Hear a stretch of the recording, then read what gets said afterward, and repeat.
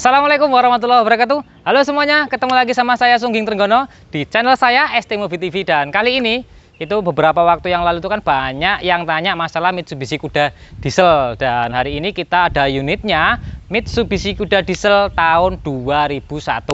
Nah, ini mobilnya warnanya merah, merahnya merah marun ya. Jadi mobilnya ini diesel 2500 cc, itu sama mirip seperti yang dipakai sama L300.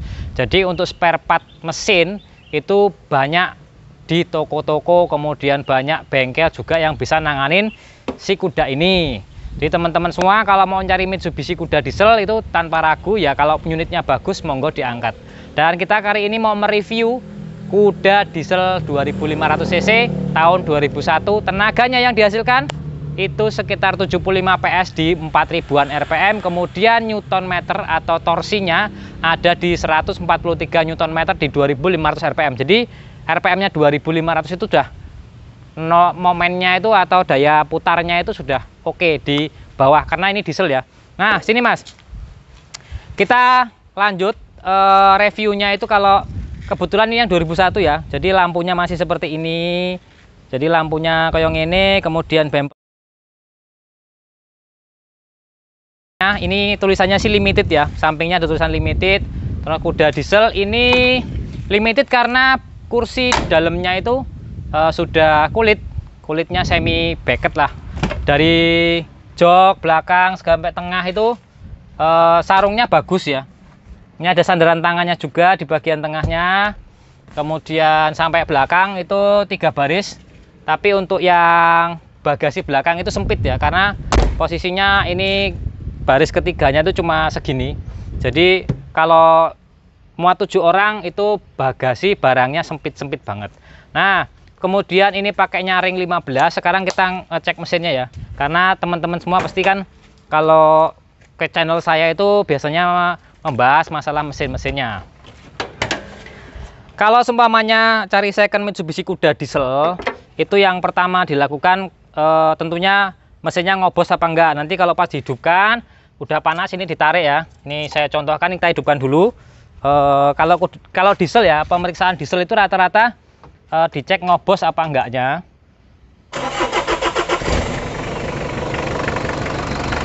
Ini knalpotnya bocor, jadi masih suaranya bos-bos gitu. Nah, ini di stick olinya diangkat bisa. Sini Mas. Jadi dilihat di stick olinya ini diangkat. Nah, ini kalau saya keluar asap dari stick oli ketika diangkat, mesinnya panas, itu berarti sudah ngobos mesinnya atau kompresinya bocor. Atau di sini dilihat juga, ini keluar asapnya enggak gini. Nah, ini dibuka gini, ini keluar asapnya atau enggak.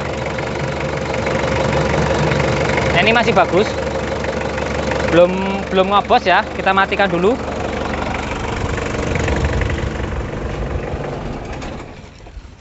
Jadi kalau untuk diesel itu rata-rata pertama itu pengecekannya masalah ngobos atau enggaknya kompresinya itu tadi ya, kompresinya itu padat atau enggak, karena itu berpengaruh sama yang namanya tenaga dari mesinnya. Kemudian setelah itu karena kuda ini pakai timing bell, jadi kalau timing bellnya putus itu bisa nabrak klepnya, nabrak piston segala macam, akhirnya turun mesin ya.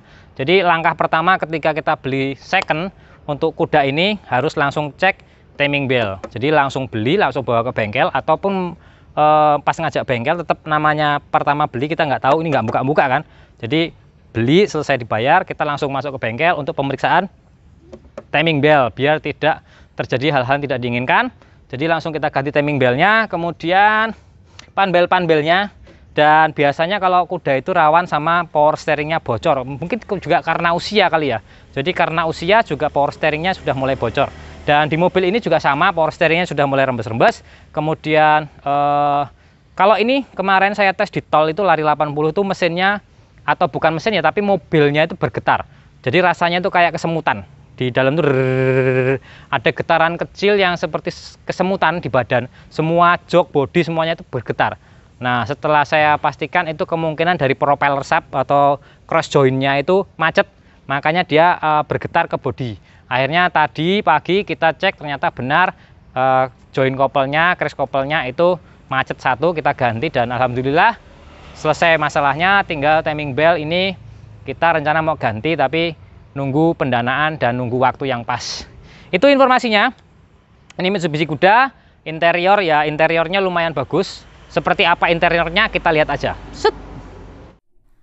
Ini bagian interior dalamnya Mitsubishi Kuda ini seperti ini. Ini posisinya sudah ada kayak wood panelnya gitu ya. AC dia double blower dan AC-nya tuh tombolnya putaran gitu, kayak putaran kompor, cetekan kompor gitu ya. Terus kemudian ini ada head unitnya masih standarnya, ada jam itu tambahan, nggak orisinil jadi tambahan aja. RPM untuk dieselnya Kuda ini sampai 4500 RPM. Jadi memang RPM cukup tinggi ya untuk ukuran diesel. Dan kilometer sampai 180 itu mentok. Ini adalah bagian bangku belakang, bagian bangku tengah itu pakai handrest. Jadi ada handrestnya, sudah jok kulit semuanya. Oke, tadi kita sudah lihat interiornya. Interiornya seperti itu, tidak lumayan jelek, ya nggak jelek gitu, maksud saya bagus, karena untuk second mobil ini kan di bawah 70 juta ya, mungkin udah dapet lah yang bagus ya. Jadi mulai kalau yang diesel itu kan mulai 60, ada yang 55 juga, tapi tergantung kondisi, tergantung tahun. Ada juga yang 80 juta, jadi semua itu tergantung kondisi mesin. Ada yang 90 juta mungkin udah istimewa seperti itu. Dan ini mobil Kuda ini pilihannya kalau harga segitu itu 2500 cc diesel, 3 baris ya, 3 baris bangku itu pilihannya ada satu tentunya Kuda diesel ini, yang kedua itu Panther 2,5, kemudian punya LGE Kijang yang diesel, tapi itu 2400 cc kalau yang dieselnya dari Kijang. Dari 3 pilihan itu kalau saya sendiri suruh milih ya, ini versi saya loh ya, kalau saya suruh milih tentunya saya akan pilih yang pertama itu Panther, karena mesin perawatannya lebih mudah kalau menurut saya, karena dia nggak pakai timing belt, dia pakai gear, jadi lebih aman. Tapi juga ketika kita beli itu harus kita cek overall semuanya. Tapi juga Panther itu ada kelemahannya, kekurangannya ya. Kekurangannya adalah kalau dia sudah ngobos, sudah mulai asapnya keluar, kompresinya bocor, maka dia itu harus ganti piston, ganti piston sama juga linernya, karena dia harus selalu standar. Jadi dari pabriknya itu linernya dibuat tipis, tidak bisa di oversize. Jadi ketika Panther 2,5 itu sudah ngobos, maka biayanya perbaikannya lebih panjang, lebih banyak ya, lebih besar, karena ganti piston, ganti liner, ganti ring seher itu udah pasti.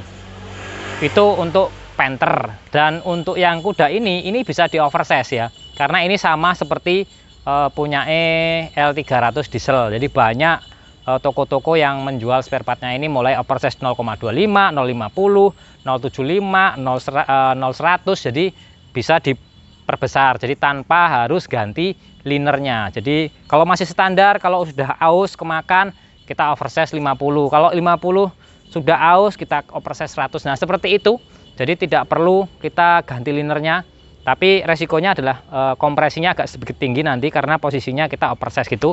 Nah seperti itu.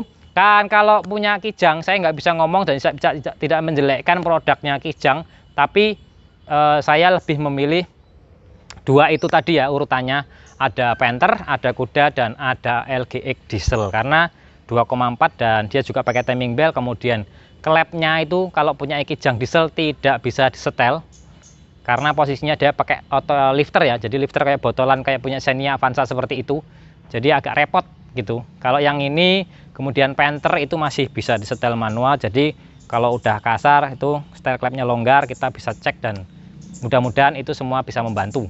Oke, itu pilihan mobil antara di bawah 90 juta yang tipenya diesel 3 baris, ada Kuda, ada Panther, ada LGX diesel, dan pilihannya tadi saya sudah sebutkan. Terima kasih semua yang sudah nonton, semoga bermanfaat. Jangan lupa like videonya dan jangan lupa subscribe channel saya. Terima kasih, saya Ari. Wassalamualaikum warahmatullahi wabarakatuh.